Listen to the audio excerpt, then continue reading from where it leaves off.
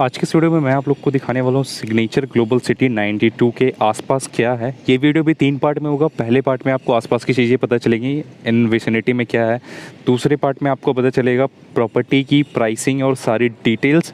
फिर तीसरे प्राइस में इसकी प्रोज एंड कॉन्स। तो सबसे पहले पार्ट के ऊपर हम आते हैं, तो सबसे पहले स्टार्ट करते हैं इसके वॉल टू वॉल प्रोजेक्ट कौन से हैं। अभी हम बेसिकली खड़े हैं सिग्नेचर ग्लोबल सिटी 92 की लैंड पे। यहाँ पे आपको ये सारी मास्टर प्लान वगैरह दिख रहा है। तो उससे सबसे पहले देखते हैं इसके साथ में कौन सा प्रोजेक्ट है। तो आपको यहाँ पे दिख रहा होगा, फिर भी मैं जूम इन कर देता हूँ। GLS का अफोर्डेबल है ये, GLS साउथ एवेन्यू और GLS एवेन्यू 51 सेक्टर 92 के अंदर। GLS avenue 51 ready to move in project है, जिसमें फैमिलीज ऑलरेडी मूव हो चुकी हैं। और साउथ एवेन्यू इसी का फेज़ 2 आया था, जो 4 टावर बिल्डर ने लॉन्च किए थे, उसका कंस्ट्रक्शन चल रहा है। तो ये दोनों बिल्कुल वॉल टू वॉल प्रोजेक्ट हैं, जो इस प्रोजेक्ट के बिल्कुल वॉल टू वॉल हैं। इधर भी आप देख रहे होगे, जूम इन करता हूँ थोड़ा सा मैं। यहाँ पे साउथ एवेन्यू का इन्होंने बोर्ड लगा रखा है, क्योंकि साउथ एवेन्यू में कुछ यूनिट्स बची हुई हैं सेल के लिए, तो इसीलिए यहाँ पे इन्होंने बोर्ड लगाया हुआ। तो ये इसके वॉल टू वॉल है। फिर इसके साथ में GLS के साथ में इस साइड की अगर बात करूँ तो ये है अंसल हाइट। थोड़ा सा जूम इन करता हूँ। प्रॉपर्टी की हालत बहुत ज़्यादा खस्ता है। रीज़न क्या है खस्ता होने का? पहली चीज़ कि ये मतलब अबेंडेड हो गया कह लो आप इसको। यहाँ पे फैमिलीज़ तो रह रही हैं, बट कंस्ट्रक्शन जिस तरीके की और बिल्डर ने मेंटेनेंस इतनी बेकार करी कि मतलब सोसाइटी को कोई संभाल ही नहीं पाया। तो अभी अगर आप इस सोसाइटी के अंदर जाके देखोगे ना, तो GLS से मतलब अंसल से अच्छा रेंटल आपको GLS के अंदर मिल जाएगा। रीज़न क्या है आपको ये पता है, कंस्ट्रक्शन क्वालिटी का। तो GLS पहला प्रॉपर्टी जो साथ में, फिर अंसल हाइट के साथ में ही रहेजा नवोदया है, जो कि यहाँ से अभी दिख नहीं रहा है, बट मैं फिर भी आपको बता दे रहा हूँ, रहेजा नवोदया भी इसके साथ में ही है। तो इस साइड अब कोई और प्रॉपर्टी नहीं है। फिर स्कूल्स वगैरह हैं, उस पर बाद में आएंगे हम। फिर पीछे की साइड अब हम चलते हैं, प्रॉपर्टी के पीछे की साइड। इस साइड जो आपको, एक मिनट में मार्किंग दिखा देता हूँ। इस पॉइंट से इस पॉइंट तक ये जितने भी हैं, ये सारे होम्स हैं। इस पॉइंट तक, मतलब यहाँ से इस पॉइंट से लेके इस पॉइंट तक ये सारे होम्स के टावर हैं, जिसकी कंस्ट्रक्शन सेम अंसल हाइट के जैसी है। माइवन कंस्ट्रक्शन ये नहीं है। इन फ्यूचर इनका कोई वैल्यूएशन नहीं है, मतलब कह लो कि आने वाले 10 साल या 15 साल के बाद एक जो वैल्यू होती है प्रॉपर्टी की, जैसे आज अगर कोई प्रॉपर्टी 50 की है, तो आने वाले 20 साल के बाद वो 1 करोड़ की होनी चाहिए। तो ऐसा इनके साथ नहीं होगा। रीज़न क्या है? इनकी कंस्ट्रक्शन इतनी हल्की है आज के डेट में कि आने वाले टाइम में आपको ये पता है क्या होने वाला है। तो आने वाले टाइम में अगर और ख़राब हो जाएगी, तो आप ही बताओ कौन खरीदेगा इन प्रोजेक्ट को। तो कंस्ट्रक्शन इनकी बहुत ज़्यादा ही ख़राब है, मतलब रेड ब्रिक्स की कंस्ट्रक्शन है। इन शॉर्ट अगर बताऊँ तो ये सारी प्रॉपर्टीज़ की रेड ब्रिक्स की कंस्ट्रक्शन है। तो ये हो गया पीछे का साइड। अब थोड़ा सा हम आगे की साइड आते हैं। आगे इन द मतलब राइट हैंड साइड, मतलब पीछे नहीं है, राइट हैंड साइड हो गया। इस साइड आपको ये DLF की हाई राइज है, DLF न्यूटन हाइट। फिर उसके साथ में थोड़ा सा लेफ़्ट और लेते हैं, जूम इन करता हूँ मैं आपको। अभी यहाँ पे जो जूम इन में बीच में बिल्कुल सेंटर में जो सोसाइटी दिख रही है, वो ROF का अमल्टाज है, अफोर्डेबल हाउसिंग है। उसके साथ में फिर आपको एक कमर्शियल सा दिख रहा होगा, ये AMB का कमर्शियल है। ये वाला जो आपको दिख रहा है AMB के साथ में फिर एक सफ़ायर भी है, मतलब अमेया ग्रुप का सफ़ायर है। ये AMB का आई थिंक सेल्फी स्ट्रीट है, या AMB का ही कोई कमर्शियल है, जो बिल्कुल ROF के साथ में है। फिर इसके साथ में मतलब AMB के साथ में आपका सफ़ायर है। सफ़ायर के साथ में एक बहुत ही पुराना रेजिडेंशियल है, जिसका नाम भी मुझे याद नहीं है। मैं ऊपर मार्किंग डाल दूंगा, अभी मुझे नाम याद नहीं आ रहा। फिर उसके साथ में ये बेस्टेक संस्कृति है। मतलब इन शॉर्ट अगर बताऊं, यहाँ पे ये बेस्टेक संस्कृति है। इन शॉर्ट अगर बताऊं तो इसके आसपास बहुत अच्छी क्वालिटी के कोई प्रोजेक्ट है नहीं। दिखा देता हूँ मैं आपको। इस साइड आपने देख लिया, इस साइड आप देख लो। यहाँ पे बहुत ही अच्छी construction quality, in the sense, in short माइवन construction की कोई भी प्रॉपर्टी यहाँ पे नहीं है। 2-3 को छोड़ के, 2-3 में आते हैं GLS एवेन्यू 51, फिर बेस्टेक संस्कृति आई थिंक है, उसका माइवन कंस्ट्रक्शन है, बट उसमें भी 100% श्योर नहीं हूँ, क्योंकि वो भी पुरानी प्रॉपर्टी है। अपडेट मतलब जो भी जैसे मुझे पता चलेगा मैं स्क्रीन पे भी डाल दूंगा, लिख दूंगा माइवन या नॉन माइवन। तो बेस्टेक संस्कृति आई थिंक माइवन है मेरे हिसाब से। यहाँ पे सिर्फ माइवन में एक ही प्रॉपर्टी है, और वो है आपका GLS एवेन्यू 51 और साउथ एवेन्यू। ये दोनों ही सिर्फ माइवन की प्रॉपर्टीज़ है यहाँ पे, और कोई माइवन की प्रॉपर्टी नहीं है। तो इन शॉर्ट अगर मैं आपको बताऊँ, सिग्नेचर ग्लोबल 92 को अगर आप आने वाले 15-20 साल के लिए परचेज़ करते हो, तो यहाँ की जितनी भी प्रॉपर्टीज़ हैं जिसका आज के टाइम में रेट कम है, वो और डाउन जाएंगे। रीज़न क्या है कि माइवन कंस्ट्रक्शन को जल्दी कुछ होता नहीं है, और वो टाइम टू टाइम मतलब सेम ही लगता है, नया जैसा ही लगता है। तो इस प्रॉपर्टी को कुछ होना नहीं है। आने वाले टाइम में आसपास जो प्रॉपर्टीज़ लॉन्च होगी, मोस्ट प्रोबेबली वो महंगी महंगे ही लॉन्च होंगी, एक आधी प्रॉपर्टी अगर हुआ तो सस्ता लॉन्च होगा, बट वो भी चांसेस बहुत माइनर है। तो लोकेशन देखो मुझे ही पता है थोड़ा आउट है, बट अगर किसी का बजट ही लिमिटेड बजट है, मतलब कोई 50 का लेके चल रहा है, वो थोड़ा सा ऊपर खींच के अगर लेना चाहता है तो वो यहाँ पे ले सकता है। लोकेशन कोई ज़्यादा बुरी नहीं है, क्योंकि इसके साथ में ही आपको DLF की भी लैंड मिलेगी, दिखेगी। मैं थोड़ा सा जूम इन करता हूँ, वैसे यहाँ से दिखेगा नहीं, बट मैं फिर भी ट्राई करता हूँ। ये जो आपको घर बना हुआ दिख रहा है यहाँ पे, ये DLF की लैंड के अंदर घर बना हुआ है। तो चीज़ें आसपास, और एक चीज़ और मैं बता दूँ, वरना कोई कमेंट करेगा कि गांव आपने दिखाया नहीं, यहाँ पे ये गांव भी लगता है। तो गांव तो देखो यार, गुड़गांव के गोल्फ कोर्स रोड के पास भी है, तो गांव का तो हम कुछ नहीं कर सकते। गांव हम भी कहीं ना कहीं किसी ना किसी गांव से आए हुए हैं, तो वो नॉर्मल है, वो चीज़ नॉर्मल है। ये सिक्योरिटी है, मतलब 3 टायर की सिक्योरिटी होगी, गेटेड होगा, आपके टावर के नीचे भी गार्ड होगा, एंट्री गेट पे भी गार्ड होगा, कैमरास वगैरह लगे होंगे, तो वो सारी चीज़ें, तो उससे गाँव होने ना होने से आपको कोई प्रॉब्लम नहीं होने वाली। बट फिर भी कुछ लोग कहेंगे प्रॉब्लम होनी है, तो यार देखो वैसे तो प्रॉब्लम होगी होगी, अगर आपको ज़बरदस्ती है प्रॉब्लम लेने की तो दिक्कत होगी, वैसे कोई दिक्कत नहीं, क्योंकि वो अपना लाइफ ज़िंदगी मस्त जी रहे हैं गांव वाले, उनको आप क्या कर रहे हो क्या नहीं कर रहे हो उनको आपसे कोई लेना देना है नहीं, वो आपको दिक्कत करेंगे नहीं यहाँ पे। लोकेशन मैंने आपको बता दिया, प्रॉपर्टी की एवोल्यूशन भी मैं आपको बता दी, आसपास की चीज़ें आई थिंक ऑलमोस्ट आपको समझ में आ गई होगी। तो ये एक छोटा सा था पार्ट 1। पार्ट 2 में आपको प्रॉपर्टी की सारी डिटेल्स, मतलब कितने लैंड है, क्या प्राइसिंग है, क्या लेआउट है वो, और पार्ट 3 में प्रोज एंड कॉन्स। अगर आप चैनल पर नए हो तो चैनल को सब्सक्राइब करें, वीडियो को लाइक करें, और कमेंट करके आप अपने थॉट्स बता सकते हैं। सो अभी मैं आपको पार्ट 2 दिखाता हूँ। पार्ट 2 के अंदर मैं आपको कंप्लीट ब्रीफ करने वाला हूँ प्रोजेक्ट के बारे में। सबसे पहले मैं बात करता हूँ प्रोजेक्ट का कॉन्सेप्ट क्या है। तो ये एक लो राइज कॉन्सेप्ट है, जो सिग्नेचर का पहले भी सोना के अंदर बन चुका है। 37D में गुड़गांव के अंदर पहला प्रोजेक्ट था, दूसरा प्रोजेक्ट 92 में आया हुआ था, और तीसरा अभी 81 में है। इसका कॉन्सेप्ट ऐसा है कि पहले इसमें बेसमेंट है, बेसमेंट के ऊपर स्टिल्ट है जहाँ पे आपकी गाड़ी की पार्किंग होगी, फिर 4 फ्लोर है, फिर ऊपर रूफ राइट है। तो जो रूफ राइट है वो टॉप फ्लोर वालों के लिए, और फर्स्ट सेकंड थर्ड वालों के लिए बेसमेंट में ऑफिस है। तो सबसे पहले मैं आपको बिल्कुल बेसिक से बताता हूँ कि इसका बेसमेंट जो आपको अभी स्क्रीन पे दिख रहा है, ये इसका बेसमेंट है। इसमें फर्स्ट सेकंड थर्ड वालों के लिए 3 ऑफिस स्पेस है, जो कि फुल्ली फर्निश्ड कंपनी करके दे रही है। आपको इसमें कुछ भी नहीं करना है, फर्नीचर से लेके AC सारी चीज़ें आपको कंपनी करवा के देगी। और एक एक्स्ट्रा बेनिफिट जो इसमें आपको मिल रहा है वो है वेटिंग लॉन्च। वेटिंग लॉन्च भी आपको मिल रहा है, जो कि कॉमन होगा, मतलब फर्स्ट सेकंड थर्ड तीनों के लिए एक कॉमन वेटिंग लॉन्च होगा। फिर से दोबारा से बता रहा हूँ, 4th फ्लोर वालों के लिए रूफ राइट है, 4th फ्लोर के लिए कोई ऑफिस स्पेस नहीं है। अगर ऑफिस स्पेस चाहिए तो फर्स्ट सेकंड थर्ड पे ले सकते हो।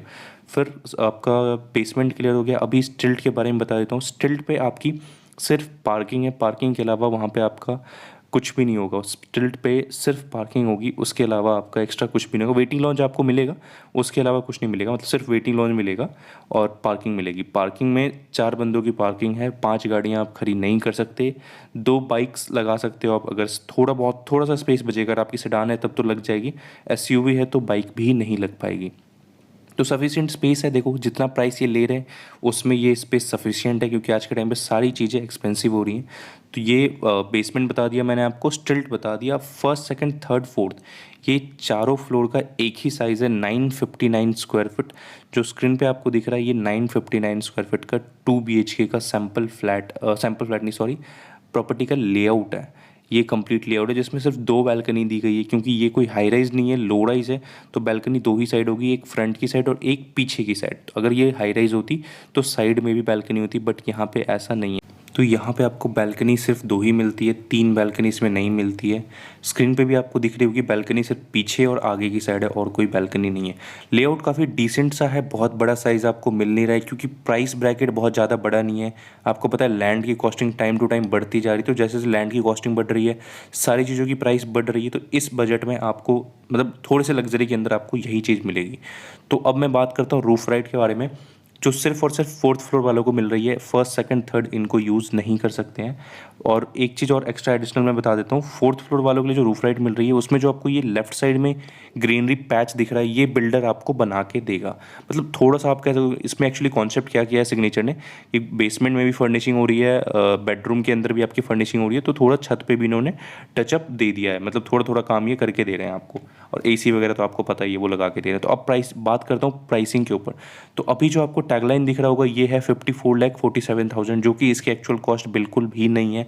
ये सिर्फ एक कस्टमर को अट्रैक्ट करने के लिए एक प्राइस ब्रैकेट होता है जो आपको बताया जाता है। एक्चुअल कॉस्ट मैं आपको बता लेता हूँ, आप कहीं मेंशन कर लो, नहीं तो कॉल करके आप कंफर्म कर सकते हो। फर्स्ट फ्लोर का ऑल इंक्लूसिव जो कॉस्ट आता है वो 62,96,559 रुपीज़ आता है, इंक्लूडिंग एवरीथिंग। इसके ऊपर से सिर्फ रजिस्ट्री आपकी लगेगी और इसके ऊपर से कुछ नहीं है। अगेन से रिपीट कर रहा हूँ, फर्स्ट फ्लोर 62,96,000, मतलब in short 63 lakh for first floor, second और third floor 61 lakh, fourth floor का 66 लाख। तो ये आपकी प्राइसिंग है ऑल इंक्लूसिव। किसी को भी डाउट हो आप मुझे कॉल करके कंफर्म कर सकते हो। अभी मैं बात करता हूँ 3 BHK के बारे में। 3 BHK का भी कॉन्सेप्ट सेम है जैसा 2 BHK पे 2 BHK के अंदर था। पहले बेसमेंट, फिर स्टिल, 4 फ्लोर, फिर रूफ राइट। तो 3 BHK के अंदर जो आपको साइज़ मिलता है वो मिलता है 1091 स्क्वायर फीट। इन शॉर्ट आप 1100 स्क्वायर फीट इसको कह सकते हो। 1100 स्क्वायर फीट का आपको यहाँ पे लेआउट मिलता है।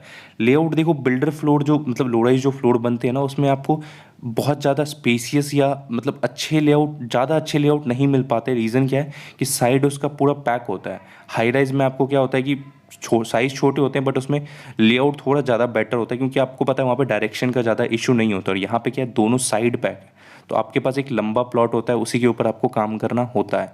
तो यो लेआउट इसके अंदर इसी तरीके का, आपको जितने भी लो राइज फ्लोर आएंगे उसके अंदर लेआउट आपको इसी तरीके का मिलेगा। क्योंकि हाई राइज जो अब आने वाले हैं आने वाले टाइम में वो एक्सपेंसिव साइड पे आने वाले हैं। तो एक्सपेंसिव साइड अगर उतना आप अफोर्ड कर सकते हो तो मैं कहूँगा आप वेट कर लो। अगर 1 CR तक का बजट है आपका, 1 CR 1 to 1.5, मतलब 1 से 1.5 के बीच में अगर बजट है तो वेट कर लो। अच्छी प्रॉपर्टीज़ आने वाली है आने वाले टाइम में, मतलब आप कह सकते हो प्रीमियम क्लास की जो प्रॉपर्टीज़ होती हैं वो आने वाली हैं। तो ये मैं आपको 3 BHK का जो लेआउट आपको दिख रहा है, इसमें लेआउट देखो, मुझे पता है आप लोगों को 1100 स्क्वायर फीट भी छोटा लग रहा होगा, क्योंकि बहुत लोग अभी अफोर्डेबल में इन्वेस्ट कर रहे हैं। तो उसका साइज़ को आप इसके साइज़ से कंपेयर करोगे तो रियलिटी यही है, इस दोनों के साइज़ में ज़्यादा डिफरेंस नहीं है। वो सेल आउट होता है कारपेट एरिया पे, ये सेल आउट होता है सुपर बिल्डअप एरिया पे। कहने की बात है 1100 स्क्वायर फीट का कारपेट एरिया, बट ये नहीं होता है जो रियलिटी है। तो अभी मैं इसकी प्राइसिंग के ऊपर आपको बता देता हूँ। इसका जो प्राइस ब्रैकेट है अभी देखो स्क्रीन पे आपको दिख रहा है 61,97,000। ये सिर्फ एक क्लिक बेट प्राइस है। क्लिक बेट प्राइस क्या होता है कि आपको सिर्फ एक प्राइस दिखाया जाता है जब आप बैठते हो। जैसे यहाँ पे देखो लिखा हुआ है plus parking plus other charges plus tax. तो ये सारा कुछ मिला के फर्स्ट फ्लोर पे अगर आप परचेज करते हो इस 3 BHK के फ्लैट को तो वो पड़ता है आपको 71,19,383 रुपीज़। फर्स्ट फ्लोर का अगेन से रिपीट कर रहा हूँ 71,19,383। सेकेंड और थर्ड फ्लोर पे 68,90,208 रुपीज़, मतलब 69 लैक्स का आपका सेकंड थर्ड फ्लोर पड़ता है। फर्स्ट फ्लोर आपका पड़ेगा 71,20,000 रुपये का। फोर्थ फ्लोर जो है आपका वो पड़ेगा 74,63,000 रुपये। मतलब ऑलमोस्ट अगर कहूँ तो फर्स्ट और फोर्थ के बीच में 3.5 लाख का डिफरेंस है। सेकंड और फोर्थ के बीच में ऑलमोस्ट आप कह लो 5 लाख रुपए का डिफरेंस है।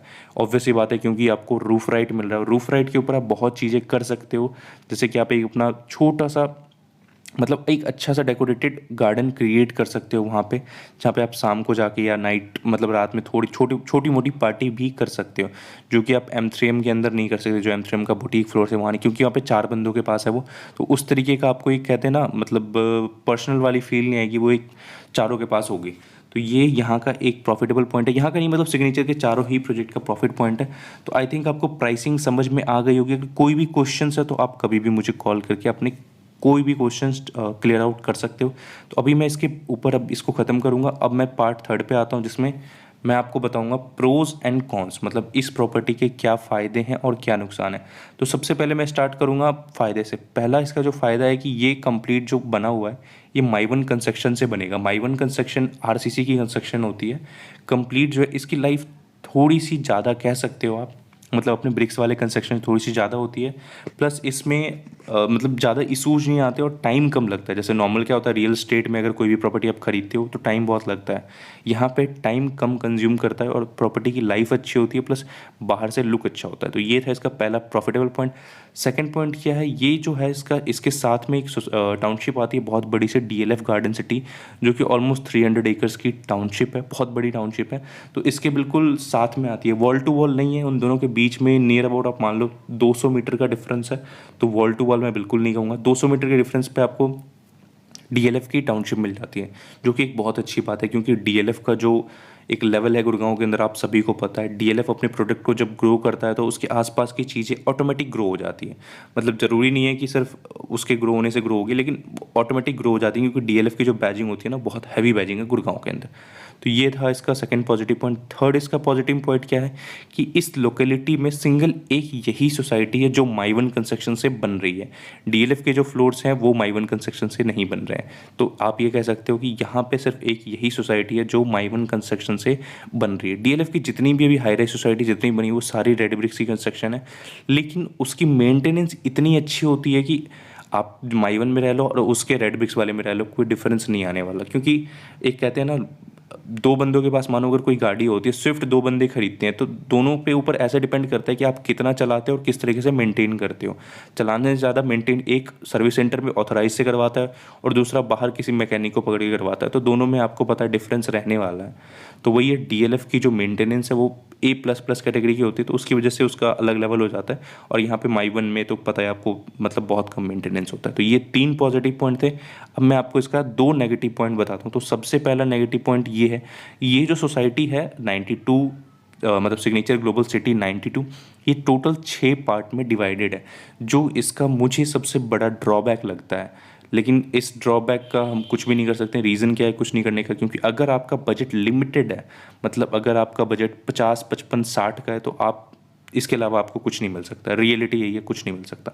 फर्स्ट पार्ट ये है। सेकंड ये है कि दिस सोसाइटी, मतलब इसका जो डिस्टेंस है, इन शॉर्ट अगर बताऊँ, इसका डिस्टेंस NH8 हाईवे जो अल्टीमा के साथ में, मतलब NH8 बेसिकली मानेसर टोल वाला हाईवे मान लो, वहाँ से 7 से 7.5 किलोमीटर का डिस्टेंस पड़ता है एग्जैक्ट। और द्वारका एक्सप्रेसवे से 4 किलोमीटर के आसपास का पड़ेगा आपको डिस्टेंस। एग्जैक्ट नहीं बोल रहा, आसपास कहेगा, मतलब आधे किलोमीटर ऊपर नीचे होगा, लेकिन इतना डिस्टेंस आपका इधर से, मतलब ये थोड़ा सा ना आप कह सकते हो कि कॉर्नर साइड हो जाता है। 92, 93, 95 ये ना एक कॉर्नर साइड हो जाता है। 93 तो फिर भी आ गया, बट 92, 95 ना पीछे की साइड हो जाता है। तो ये इसलिए ना ही एक्सप्रेसवे के पास पड़ता है और ना ही आपका NH8 के पास पड़ता है। जिसको थोड़ी शांति वाली लोकेशन चाहिए, जहाँ पे ज़्यादा पॉपुलेशन ना हो, ज़्यादा गाड़ियों का हॉर्न ना बजे, तो वो यहाँ पे जाके ईजिली रह सकते हैं। तो ये एक छोटा सा आपका मतलब अपडेट दिया है मैंने आपको सिग्नेचर ग्लोबल सिटी 92 के बारे में। अगर किसी की भी कोई भी क्वेरी हो किसी चीज़ से भी रिलेटेड, तो आप कभी भी मुझे कॉल कर सकते हो। स्क्रीन पे आपको नंबर आ रहा है, आप कभी भी नहीं, सॉरी कभी भी नहीं, 10 बजे से लेके 7 बजे के बीच आप कभी भी कॉल कर सकते हो। उसके बाद या उसके पहले आप मुझे व्हाट्सएप पे मैसेज ड्रॉप कर दो। तो thank you for watching this video till here. अगर आप चैनल पे नए हो तो चैनल को सब्सक्राइब करें, वीडियो को लाइक करें, कमेंट करके आप अपने थॉट्स बता सकते हैं, क्योंकि ऐसी वीडियोज़ मैं बराबर अभी लाता रहूँगा। Thank you for watching this video till here.